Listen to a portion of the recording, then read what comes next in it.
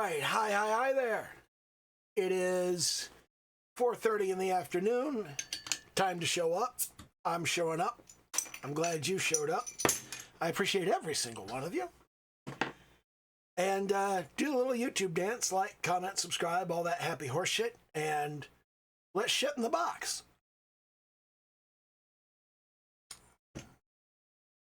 I am still kind of stalled and in a bad place because of the little setback that I had a few days ago. I mean, it's not even that big a deal. I bought 2 books, and they were not as good as I wanted them to be. And because they were not as good as I wanted them to be, I just kind of got morose and despondent, and it stopped my momentum. I had been going along pretty well. I had been moving at a pretty good clip. I felt like things were going well. I was confident. I was excited. I was moving in a direction that I liked. And then this little thing popped up and boom, stopped me dead in my tracks. Fucking ruined everything for like close to a week now. And it occurred to me, I'm familiar with this. I have had this happen literally hundreds, if not thousands of times. Because when you skate and your wheel comes up on a teeny little rock on the ground, oh my God, these bearings are fucked. It's been so long since I actually got on this board that, shit, I'm gonna need a new set. That's fucking ridiculous. Another thing to budget for that I didn't plan on. But yeah, you run into that little piece of gravel and it completely fucks up your run, and the board stops dead. You don't. You keep going, and you fall all over the place. If you're lucky, you bust your arse. You probably skin your knees. You can roll your ankle. You skin your elbows, skin your face. I've had all kinds of situations, and there are times that you get up and you get back on your board and you try again, and there are times that you pick up the board and you just start walking home. And I was thinking about it, and I was going, so what do you do really when you hit gravel? Like what's the plan?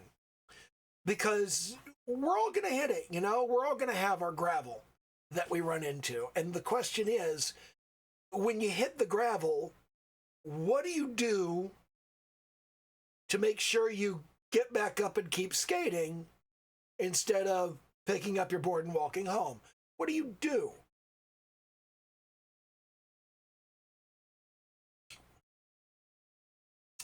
As usual, I have questions. I don't really so much have answers. So I'm kind of working through this live at the moment, because I literally just came up with this a couple minutes ago. I was like, I'm not doing much of anything. I haven't been doing any art. I haven't been sculpting.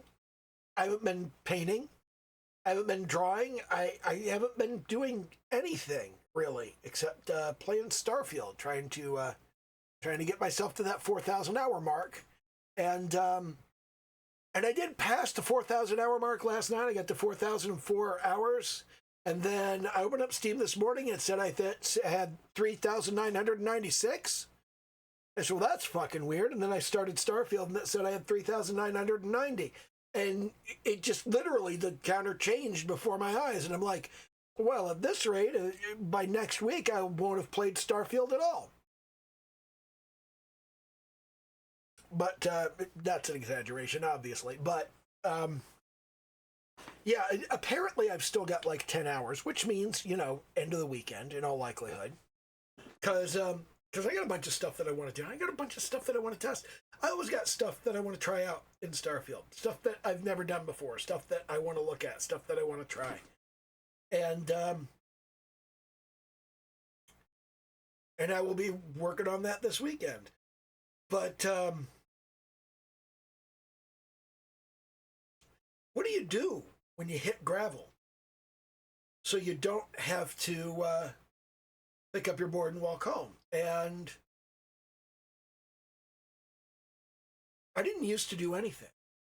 Like when I was a kid, when I was a teenager, I didn't do anything. I just like, if I hit the ground hard enough that I didn't want to skate anymore, I just went home.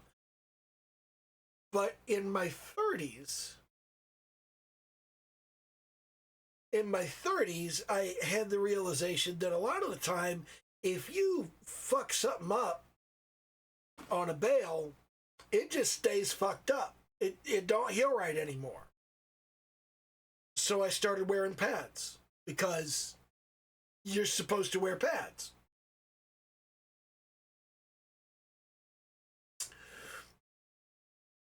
And that has got me thinking, like literally right now. That did not get me thinking about this before. I'm thinking literally right now, what is the artistic equivalent of wearing pads when you skate? What prevents you from losing momentum? What prevents you from getting hurt enough by disappointed expectations that you pick up your board and walk home? What could you do to armor yourself against that, to become anti-fragile, as they say in the business community? I don't know. I don't know what the answer to that is.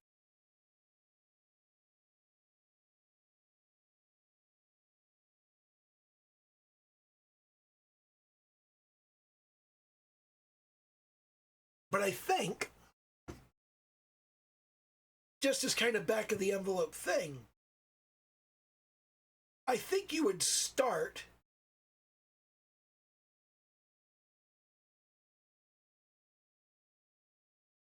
by having a ritual for getting back up.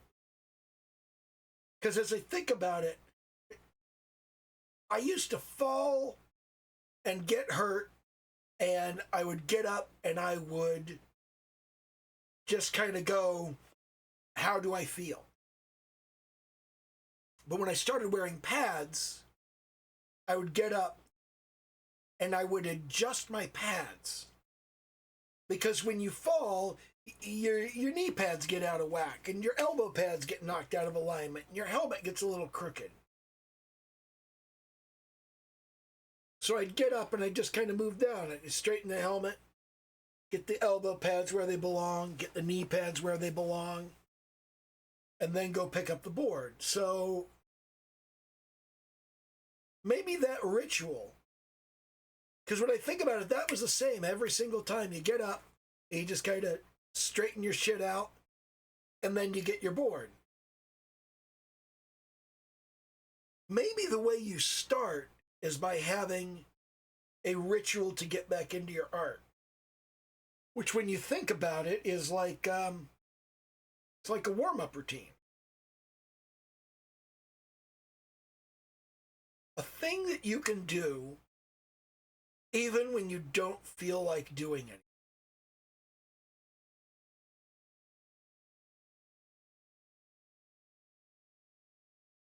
I have plenty of warm-up exercises that I do. I just don't typically do them like as a matter of course. So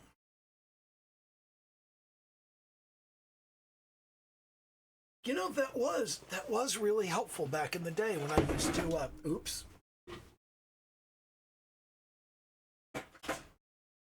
That was really helpful back in the day when I first started getting back into art. I'll put this over here next to my guitar. Surely that will not produce any undesirable results.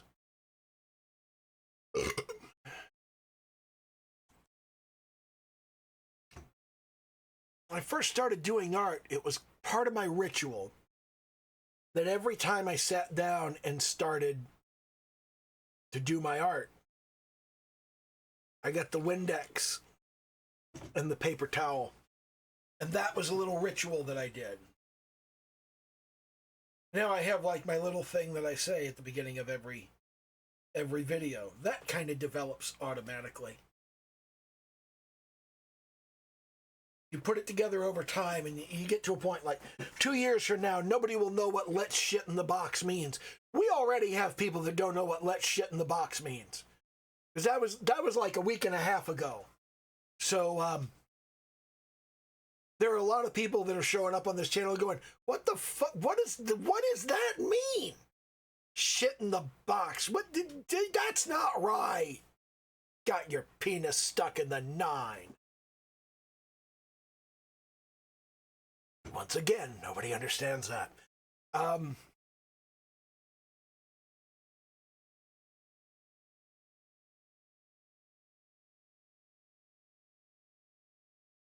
I think maybe that's what I need to do, is to have that little ritual. You know, I remember that when I was washing my tablet with Windex before I started drawing, and it used to be like just once a week. It used to be just once a week, and I would wash my tablet and I would immediately go into drawing or painting. And it was the smell.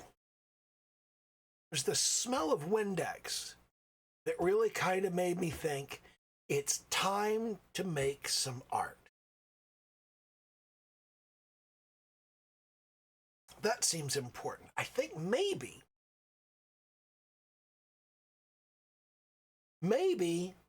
I have my intro and I open my beer and I wash my tablet and then I have a warm-up. I think if I kind of put all of that together, that might work. And really what matters is wash the tablet and do the warm-up. I think that's the important thing. I think do the intro and open a beer. That's just when I'm doing a video. But when I'm just doing art, I think clean the tablet, do a warm-up. I should define some warm-up exercises that will work for you.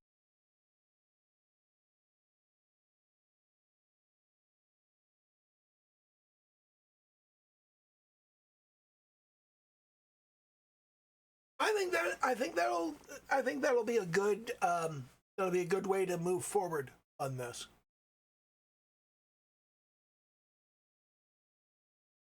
I think it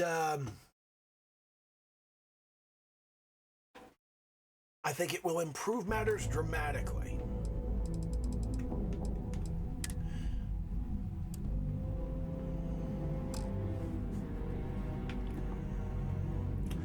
And I don't know, I guess that's kind of it today. I don't really have much else to talk about.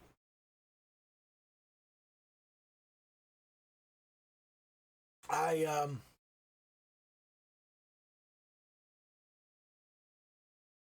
don't know. I guess I need to do something to kind of deal with gravel. There was a point in my life, again in my 30s, when I realized I have a car. I could put a broom and dustpan in my car. And when I get to the skate park and a bunch of dumbasses have gotten drunk and broken a bunch of beer bottles in the bottom of the bowl, I could sweep that up.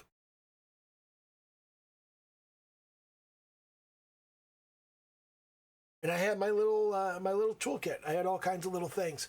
I always had spare bearings, extra wheels.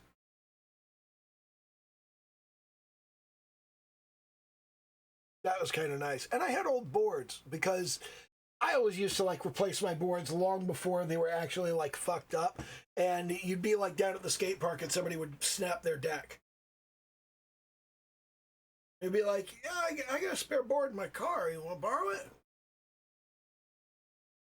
And everybody was just totally freaked out by that, because, you know, damn, that's really cool.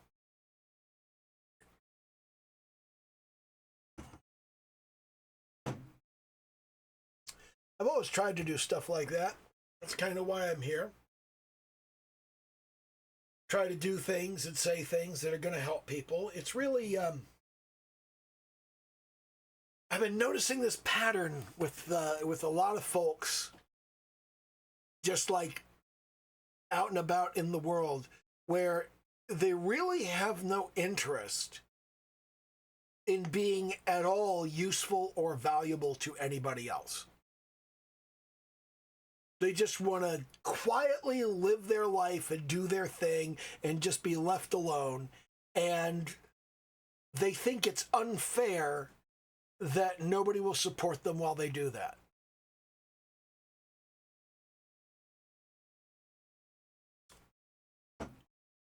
It's critical to be useful and valuable to other people. And if you're not, people don't care if you die. That's not right and that's not good, but that's the way it fucking is. Anyway, that's about all I have for today. Do the little YouTube dance, like, comment, subscribe, all that happy horse shit. And, okay, bye.